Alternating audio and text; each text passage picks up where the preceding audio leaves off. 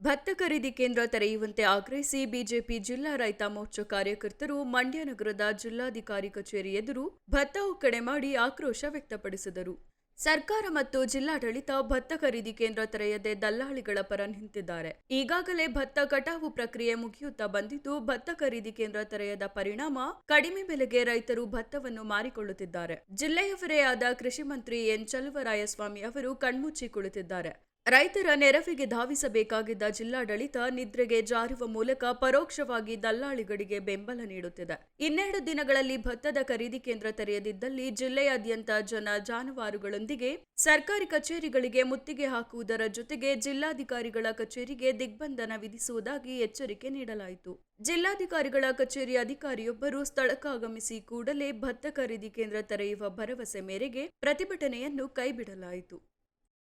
ಕೈಗೆ ಚಿಪ್ಪು ಕೊಡುತ್ತಿರುವ ಕೃಷಿ ಸಚಿವರಿಗೆ ಕಣ್ಣಿದ್ದು ಕುರುಡಾಗಿರುವ ಕೃಷಿ ಸಚಿವ ಚಲುವರಾಯಸ್ವಾಮಿಗೆ ಕಣ್ಣಿದ್ದು ಕುರುಡಾಗಿರುವ ರೈತರಿಗೆ ಭಾರತ್ ಮಾತಾ ಕೀ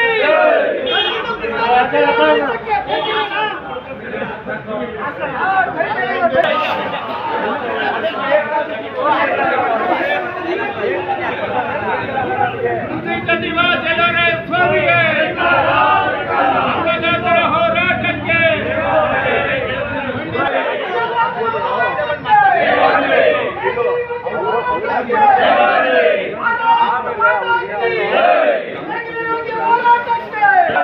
ರೈತ ವಿರೋಧ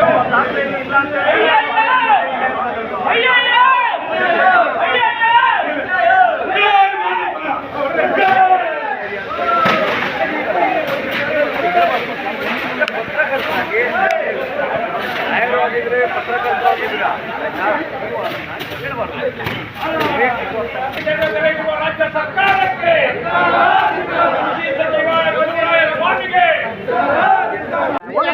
ಜಿಲ್ಲಾಡಳಿತ ಆದಷ್ಟು ಜಲ್ದಿ ಸ್ಪಂದಿಸಿ ರೈತ ಖರೀದಿ ಕೇಂದ್ರವನ್ನು ತೆರೆಯಲೇಬೇಕು. ರೈತ ಖರೀದಿ ಕೇಂದ್ರವನ್ನು ತೆರೆಯಲೇಬೇಕು. ಭತ್ತ ಖರೀದಿಯನ್ನು ಶೀಘ್ರದಲ್ಲೇ ಪ್ರಾರಂಭಿಸಬೇಕು.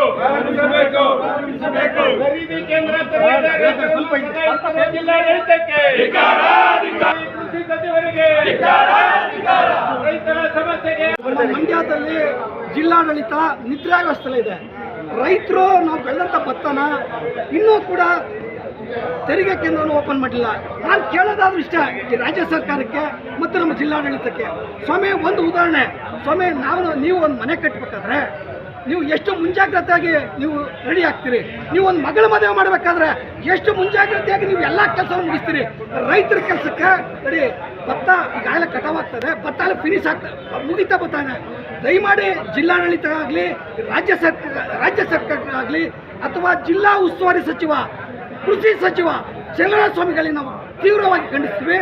ನೀವು ಏನು ನಿದ್ರಾವ್ಯವಸ್ಥೆಲಿದ್ದೀರಾ, ಜಿಲ್ಲಾಧಿಕಾರಿಗಳು ನಿದ್ರಾವ್ಯವಸ್ಥೆಲಿದ್ದೀರಾ. ಅಕಸ್ಮಾತ್ ರೈತರು ನೋಡಿ, ಈಗ ನಮ್ಮ ಕೇಂದ್ರ ಸರ್ಕಾರ 381 ರೂಪಾಯಿನ ಬೆಂಬಲ ಬೆಲೆ ಕೊಟ್ಟದೆ. 2381 ರೂಪಾಯಿ ಭತ್ತದ ಬೆಲೆ. ಆದರೆ ದಳ್ಳಾಳಿಗಳ ಖರೀದಿ ವ್ಯಾಪಾರದಲ್ಲಿ 1950, 2050ಕ್ಕೆ ಏನು ರೈಸ್ ಮಿಲ್ಗೆ ಅವರೇ ತೂಕ ಹಾಕ್ಬಿಟ್ಟವ್ರೆ. ನೋಡಿ, 1 ಕ್ವಿಂಟಲ್ಗೆ 281 ರೂಪಾಯಿ ರೈತರಿಗೆ ಲಾಸ್ ಆಗ್ತಾ ಇದೆ. ದಯಮಾಡಿ ಇದನ್ನ ಜಿಲ್ಲಾಡಳಿತ ಕಟ್ಕೊಡ್ಬೇಕು. ಅತಿ ಶೀಘ್ರದಲ್ಲಿ ಭತ್ತ ಖರೀದಿ ಕೇಂದ್ರವನ್ನು ಓಪನ್ ಮಾಡಬೇಕು. ಇಲ್ಲ ಅಂದರೆ ಇದು ಸಾಂಕೇತಿಕವಾಗಿ ಇವತ್ತು ಹೋರಾಟ ಮಾಡಿದ್ದೀವಿ. ಭತ್ತ ಬಡಿಯುವ ಮೂಲಕ, ರಾಶಿ ಪೂಜೆ ಮಾಡುವ ಮೂಲಕ ಸಾಂಕೇತಿಕ ಮಾಡಿದ್ವಿ. ಮುಂದಿನ ದಿನಗಳಲ್ಲಿ ನಾಳೆ ನಾಳಿದ್ದು ನಿಮಗೆ ಈಗ ಬಂದಿದ್ದಾರೆ ಉಪನಿರ್ದೇಶಕರು, ಆಹಾರ ಇಲಾಖೆ ಉಪನಿರ್ದೇಶಕರು, ಅವ್ರಿಗೆ ಟೆಂಟ್ ಆಗಿತ್ತು ಅಂತ ಹೇಳ್ತಾರೆ. ಅವ್ರೇನು 2 ದಿನ ಓಪನ್ ಮಾಡ್ತೀನಿ ಅಂತ ಹೇಳಿದ್ದಾರೆ. ಒಂದು ವೇಳೆ ಓಪನ್ ಮಾಡಲಿಲ್ಲ ಅಂದರೆ ಈ ಭತ್ತ ಇವತ್ತು ಕೆಳಗಡೆ ಭತ್ತ ಬಡಿದ್ದೀವಿ, ನಾವು ಮೇಲ್ಗಡೆ ಹೋಗಿ ಅವರ ಚೇಂಬರಲ್ಲೇ ಭತ್ತ ಬಡಿದು ಅವ್ರ ಮುಂದೆನೇ ನಾವು ಮಾರಕ್ಕೆ ಕೊಡ್ತೀವಿ. ದಯಮಾಡಿ ರೈತರ ಕಷ್ಟವನ್ನು ಅರ್ಥ ಮಾಡ್ಕೊಂಡು ಕೂಡಲೇ ಭತ್ತ ಖರೀದಿ ಕೇಂದ್ರವನ್ನು ಮಾಡಬೇಕು ಅಂತೇಳಿ ಎಲ್ಲ ಬಿಜೆಪಿಯ ಎಲ್ಲ ಪದಾಧಿಕಾರಿಗಳು, ಕಾರ್ಯಕರ್ತ ಬಂಧುಗಳು, ಬಿಜೆಪಿ ರೈತ ಮೋರ್ಚಾದಿಂದ ಉಗ್ರ ಹೋರಾಟ ಮಾಡಿದ್ದೀವಿ. ದಯಮಾಡಿ ಈಗಲಾದರೂ ರೈತರ ಬಗ್ಗೆ ಕಾಳಜಿ ಕೊಡಿ. ಜಿಲ್ಲಾಡಳಿತ ದಯಮಾಡಿ ಜಿಲ್ಲಾಡಳಿತ ಆಗ್ಬೋದು ಅಥವಾ ರಾಜ್ಯ ಸರ್ಕಾರ ಆಗ್ಬೋದು ಅಥವಾ ಏನಿಲ್ಲ ಲೋಕಲ್ MLAಗಳಿದ್ದಾರೆ, ಅವರು ಹುಟ್ಟುಹಬ್ಬದಲ್ಲಿ ಬಿಸಿ ಆಗ್ಬಿಟ್ಟವ್ರೆ ಪಾಪ. ದಯಮಾಡಿ ರೈತರ ಬಗ್ಗೆ ಕಾಳಜಿ ಇರಲಿ ಅಂತೇಳಿ ಕೈ ಜೋಡಿಸಿ ಮತ್ತೊಮ್ಮೆ ಪ್ರಾರ್ಥನೆ ಮತ್ತು ಆಗ್ರಹ ಮಾಡ್ತಾ ಇದ್ದೀವಿ. ನಾವೆಲ್ಲ ಬಿಜೆಪಿ ಕಾರ್ಯಕರ್ತರು. ಶಿವಕುಮಾರ್ ಆರಾಧ್ಯ, ಉಪ್ಪರಕನಹಳ್ಳಿ. ಮಿನಿಮಮ್ ಸಪೋರ್ಟಿಂಗ್ ಪ್ರೈಸ್ ಅನ್ನ ಕನಿಷ್ಠ ಬೆಂಬಲ ಬೆಲೆಯನ್ನ ಘೋಷಣೆ ಮಾಡಿದ್ರು ಕೂಡ ಜಿಲ್ಲಾಡಳಿತ ಏನು ಡಿಸೆಂಬರ್ ಮೊದಲನೇ ವಾರದಲ್ಲಿ ಖರೀದಿ ಕೇಂದ್ರವನ್ನ ತೆರೀಬೇಕಾಯಿತು. ಆದರೂ ಕೂಡ ದಲ್ಲಾಳಿಗಳೊಟ್ಟಿಗೆ ಸುಮಾರು ಒಂದು 250 ಮಿಲ್ ಮಾಲೀಕರು ಏನು ಮಂಡ್ಯ ಜಿಲ್ಲೆಯಾದ್ಯಂತ ಭತ್ತವನ್ನು ಖರೀದಿ ಮಾಡ್ತಾ ಇದ್ದಾರೆ. ಅತಿ ಕಡಿಮೆ ಬೆಲೆಗೆ ಅಂದರೆ 1700, 1800, 1900 ರೂಪಾಯಿಗೆ ಭತ್ತವನ್ನು ಖರೀದಿ ಮಾಡ್ಕೊಂಡು ಸ್ಟಾಕ್ ಮಾಡಿಕೊಂಡು ಅವರು ಕೇರಳಗೆ ವ್ಯವಸ್ಥಿತವಾಗಿ ಇದನ್ನು ಸಾಗಣೆ ಮಾಡುವಂಥ ವ್ಯವಸ್ಥೆ ಪ್ರಿಪೇರಿ ನಡೀತಾ ಇದೆ. ಇವತ್ತು ಜಿಲ್ಲಾಡಳಿತಕ್ಕೆ ಒಂದು ಆಗ್ರಹ ಮಾಡ್ತೀವಿ, ಈ ಕೂಡಲೇ ಖರೀದಿ ಕೇಂದ್ರವನ್ನು ತೆರೀಬೇಕು. ಇಲ್ಲದಿದ್ದರೆ ಮುಂಬರುವ ದಿನದಲ್ಲಿ ಜಿಲ್ಲೆಯಾದ್ಯಂತ ಇರುವಂತಹ ರೈತ ಸಂಪರ್ಕ ಕೇಂದ್ರಕ್ಕೆ ಬೀಗ ಜಡಿಯೋ ಕಾರ್ಯಕ್ರಮವನ್ನು ಹಮ್ಮಿಕೊಳ್ಬೇಕಾಗುತ್ತೆ ಅಂತ ಹೇಳಿ ಎಚ್ಚರಿಕೆಯನ್ನು ಕೊಡ್ತಾ ಇದ್ದೀವಿ. ಮತ್ತೆ ಏನಾದ್ರು 2 ದಿವಸದಲ್ಲಿ ಖರೀದಿ ಕೇಂದ್ರವನ್ನು ತೆರೀಲಿಲ್ಲ ಅಂದರೆ ರೈತರೊಟ್ಟಿಗೆ ತಮ್ಮ ಜಾನುವಾರುಗಳು ಎತ್ತಿನ ಗಾಡಿ ಸಮೇತ ಬಂದು ಜಿಲ್ಲಾದ್ಯಂತ ಜಿಲ್ಲಾಧಿಕಾರಿಗಳ ಕಚೇರಿ ಮುಂದೆ ತೀವ್ರತರನಾದ ಪ್ರತಿಭಟನೆಯನ್ನು ಮಾಡಬೇಕಾಗುತ್ತೆ ಅಂತ ಎಚ್ಚರಿಕೆಯನ್ನು ಕೊಡ್ತಾ ಇದ್ದೀನಿ. ಮತ್ತೆ ಏನು ಹಾರ್ವೆಸ್ಟಿಂಗ್ ಮುಗಿದಿದೆ. ಇವತ್ತು ಭತ್ತ ಏನು ಹುಲ್ಲೇನಿದೆ ಒಣ ಹುಲ್ಲು, ಆ ಒಣ ಹುಲ್ಲು ಅವ್ಯವಸ್ಥವಾಗಿ ಕೇರಳ ಮತ್ತು ತಮಿಳುನಾಡಿಗೆ ಇಗಿಲ್ದೇ ಸಾಗಾಣಿಕೆ ಆಯ್ತದೆ. ಇಲ್ಲಿ ನಮ್ಮ ಜಿಲ್ಲೆಯಲ್ಲಿರ್ತಕ್ಕಂಥ ಜಾನುವಾರುಗಳಿಗೆ ಇವತ್ತು ಮೇವಿನ ಸಮಸ್ಯೆ ಆಗಿದೆ. ಜಿಲ್ಲಾಡಳಿತ ಈ ಕೂಡಲೇ ಎಚ್ಚೆತ್ತು, ರಾಜ್ಯ ಸರ್ಕಾರ ಎಚ್ಚೆತ್ತು ಗಡಿಯಲ್ಲಿ ಒಂದು ಚೆಕ್ ಪೋಸ್ಟ್ಗಳನ್ನ ನಿರ್ಮಾಣ ಮಾಡಿ ಕರ್ನಾಟಕದಿಂದ ಯಾವುದೇ ರೀತಿಯ ಹುಲ್ಲು, ಗೋವಿಗೆ ಸಂಬಂಧಪಟ್ಟಂಥ ತಿನ್ನುವಂಥ ಹುಲ್ಲು ಕಳ್ಸಾಗಾಣಿಕೆ ಆಗಬಾರ್ದು. ಈ ಬಗ್ಗೆ ಎಚ್ಚರಿಕೆ ವಹಿಸಬೇಕು ಅಂತೇಳಿ ಆಗ್ರಹ ಮಾಡ್ತೇವೆ.